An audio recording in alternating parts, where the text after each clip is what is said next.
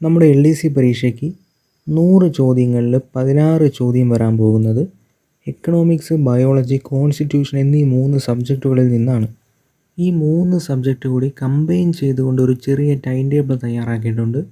നിങ്ങൾക്ക് ഓക്കെ ആണെങ്കിൽ ഫോളോ ചെയ്യാം. നമ്മൾ മുമ്പൊരു വീഡിയോ ചെയ്തിട്ടുണ്ട് SCRT എങ്ങനെ കംപ്ലീറ്റ് ചെയ്യാം എന്നതിനെപ്പറ്റി. അതിൽ പഠിക്കേണ്ട സബ്ജക്റ്റിൻ്റെ കൂടെ സ്കൂൾ ടെക്സ്റ്റ് ബുക്കിലെ ഏതൊക്കെ ചാപ്റ്റർ കൂടി വായിച്ച് നോക്കണമെന്ന് കൂടി മെൻഷൻ ചെയ്ത് പോകുന്നുണ്ടായിരുന്നു. നിങ്ങൾക്ക് ടൈം കിട്ടുമ്പോൾ അതിൽ പറയുന്ന ചാപ്റ്റേഴ്സ് കൂടി ഒന്ന് ഓട്ടിച്ച് വായിച്ച് നോക്കണം. അഡീഷണൽ പോയിൻറ്റ്സ് കിട്ടിയേക്കും. നമുക്ക് ടൈം ടേബിൾ നോക്കാം. പഞ്ചവത്സര പദ്ധതികൾ, നീതി ആയോഗ്, പ്ലാനിംഗ് കമ്മീഷൻ എക്കണോമിക്സിൽ.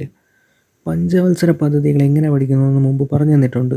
പ്രധാന പോയിൻറ്റുകളെല്ലാം ഹൈലൈറ്റ് ചെയ്ത് പോകണം. കാലാവധി പൂർത്തിയാകാത്ത പഞ്ചവത്സര പദ്ധതി ഏത്, അതിന് പകരമായി വന്ന പദ്ധതി ഏത്, ആരവതരിപ്പിച്ചു, ഏത് ഗവൺമെൻറ് നടപ്പിലാക്കി, 20 ദിന പരിപാടികൾ ഇന്ത്യയിൽ ഇന്ദിരാഗാന്ധി അവതരിപ്പിച്ചത് ഏത് പഞ്ചവത്സര പദ്ധതി കാലത്ത്, ഇതുപോലെ തുടങ്ങിയ എല്ലാ കാര്യങ്ങളും നമ്മൾ പഠിച്ചിരിക്കണം. ഭരണഘടനയിൽ നമുക്ക് ആദ്യത്തെ 2 ദിവസം പഠിക്കാനുള്ളത് ആമുഖവും പൗരത്വവുമാണ്. 5 മുതൽ 11 വരെയുള്ള വകുപ്പുകളാണ് ഭരണഘടനയിൽ പൗരത്വം പ്രതിപാദിക്കുന്നത്.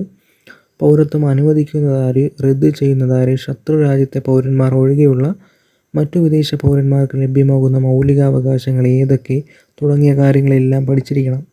അതിനുശേഷം ബയോളജിയിലോട്ട് വന്നു കഴിഞ്ഞാൽ വൈറ്റമിൻസ്, ജീവകം, ധാതുക്കളും അവയുടെ അപര്യാപ്തത രോഗങ്ങളും എളുപ്പത്തിൽ പഠിച്ചെടുക്കാൻ പറ്റും. അതിനുശേഷം വരുന്ന 3-4 ദിവസങ്ങളിൽ എക്കണോമിക്സിൽ കാർഷിക വിളകൾ, ധാതുക്കൾ, ഹരിത വിപ്ലവം. കാർഷിക വിളകൾ അറിയാലോ, നെല്ല്, ഗോതമ്പ്, കരിമ്പ്, ഇവയുടെ എല്ലാം ജന്മദേശം, ഏറ്റവും കൂടുതൽ ഉൽപ്പാദിപ്പിക്കുന്ന ഏത് രാജ്യം അല്ലെങ്കിൽ ഏത് സംസ്ഥാനം, ഇവയെല്ലാം പഠിക്കണം. ഭരണഘടന, മൗലികാവകാശം, ഭരണഘടനാ നിർമ്മാണ സമിതി, ഇവയാണ് പഠിക്കാനുള്ള. മൗലികാവകാശം നമുക്കറിയാം. ഇന്ത്യൻ ഭരണഘടന ഉറപ്പ് നൽകുന്ന മൗലികാവകാശങ്ങൾ ഏതൊക്കെയാണ്? മെജോറിറ്റി ആർട്ടിക്കിൾസ് വകുപ്പുകളാണ്. അത് എഴുതി പഠിച്ചോണം. നോട്ട് ചെയ്ത് പഠിച്ചു പോയി കഴിഞ്ഞാൽ എളുപ്പത്തിൽ പഠിച്ചെടുക്കാൻ പറ്റും. അത് കഴിഞ്ഞ് ബയോളജിയിൽ സംക്രമിക രോഗങ്ങളും രോഗകാരികളും. ഈ 2 ദിവസം വെച്ച് പറയണമെങ്കിൽ നിങ്ങളെപ്പോൾ കംപ്ലീറ്റ് ചെയ്യുന്നു അതിനുശേഷം അടുത്ത ടോപ്പിക്കിലോട്ട് പോയാൽ മതി. ഇപ്പോൾ നിർബന്ധമില്ലല്ലോ, നമുക്കിപ്പോൾ ആരെയും ബോധിപ്പിക്കണ്ടല്ലോ, നമ്മളെ മാത്രം ബോധിപ്പിച്ചാൽ മതി നമ്മൾ ഫുൾ പഠിച്ചിട്ടാണ് അടുത്ത ടോപ്പിക്കിലോട്ട് പോകുന്നത് എന്നുള്ള. അത് കഴിഞ്ഞ് വരുന്ന 2 ദിവസം എക്കണോമിക്സിൽ സാമ്പത്തിക രംഗം, ഭരണഘടനയിൽ നിർദ്ദേശക തത്വങ്ങളും മൗലിക കടമകളും. മൗലിക അവകാശമല്ല, മൗലിക കടമകൾ. ബയോളജിയിൽ ആരോഗ്യക്ഷേമ പ്രവർത്തനങ്ങൾ, ജീവിതശൈലികൾ. പിന്നെയുള്ള 7-8 ദിവസം എക്കണോമിക്സിൽ ധനകാര്യ സ്ഥാപനങ്ങൾ. കോൺസ്റ്റിറ്റ്യൂഷനിൽ ഭേദഗതികൾ നിങ്ങളിപ്പോൾ ഡിഗ്രി റാങ്ക് ഫയൽ എന്നൊക്കെയാണ് പഠിക്കണമെങ്കിൽ അതിൽ എക്സ്ട്രാ ഒരുപാട് ആർട്ടിക്കിൾസ് കാണും.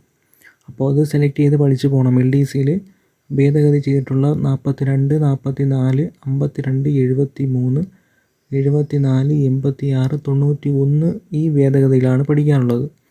ആരോഗ്യ വിജ്ഞാനമാണ് ബയോളജിയിൽ പഠിക്കാനുള്ളത്. 9-10 ദിവസങ്ങൾ എക്കണോമിക്സിൽ നവസാമ്പത്തിക പരിഷ്കാരങ്ങൾ. ഭരണഘടനയിൽ panchayat Raj, union list, state list, concurrent list. ഇതിൽ നിങ്ങൾ ഏതെങ്കിലും 2 ലിസ്റ്റെങ്കിലും പഠിച്ചേക്കണം. അപ്പോൾ അങ്ങോട്ടും ഇങ്ങോട്ടും മാറിപ്പോകില്ല. അതിൽ നിന്നൊരു ചോദ്യം വരും. ബയോളജിയിൽ പരിസ്ഥിതി പ്രശ്നങ്ങളാണ് പഠിക്കാനുള്ളത്. അത് കഴിഞ്ഞാൽ പിന്നെയുള്ള ദിവസങ്ങളിൽ റിവിഷനാണ്. നിങ്ങൾ ഈ കിടക്കുന്ന 11 മുതൽ 13 അത് നോക്കണ്ട. നിങ്ങൾ എപ്പോൾ പഠിച്ചു കഴിയുന്നോ അത് കഴിയുമ്പോൾ ഇതെല്ലാം ഒന്ന് റിവൈസ് ചെയ്ത് നോക്കണം. അതിനുശേഷം പിന്നെ വരുന്ന ദിവസങ്ങളിലാണ് ബയോളജിയിൽ മനുഷ്യ ശരീരത്തെക്കുറിച്ചുള്ള പൊതു അറിവ്. അത്യാവശ്യം വലിയൊരു ടോപ്പിക്കാണ്. സയൻസ് ബ്രാഞ്ച് പഠിച്ചു വന്നവർക്കാണെങ്കിൽ ചിലപ്പോൾ എല്ലാവരും കേട്ട് പരിചയം കാണുമെങ്കിലും എല്ലാവർക്കും പഠിക്കാൻ പറ്റുന്നത് തന്നെയാണ്. അത് കഴിഞ്ഞാൽ പിന്നെ വരുന്നത് ഭരണഘടനയിൽ ഭരണഘടനാ സ്ഥാപനങ്ങൾ, അവയുടെ ചുമതലകളാണ്. നമ്മൾ ഇത്തി ബോറടിപ്പിക്കുന്ന ഒരു ഏരിയ ആണെങ്കിലും വായിച്ച് പഠിക്കാൻ നോക്കണം. മുമ്പ് ചെയ്തിട്ടുള്ള വീഡിയോയിലെ SCRT ടെക്സ്റ്റ് ബുക്കിലെ ചാപ്റ്റേഴ്സിൻ്റെ കാര്യം പറയുന്ന വീഡിയോ ഫോളോ ചെയ്ത് പോകണം. കാരണം റാങ്ക് ഫെയിൽ മാത്രം വെച്ച് പഠിച്ചിട്ട് വലിയ കാര്യമില്ല. കാരണം അതൊരു കംപ്ലീറ്റ് വെർഷൻ ആയിരിക്കില്ല.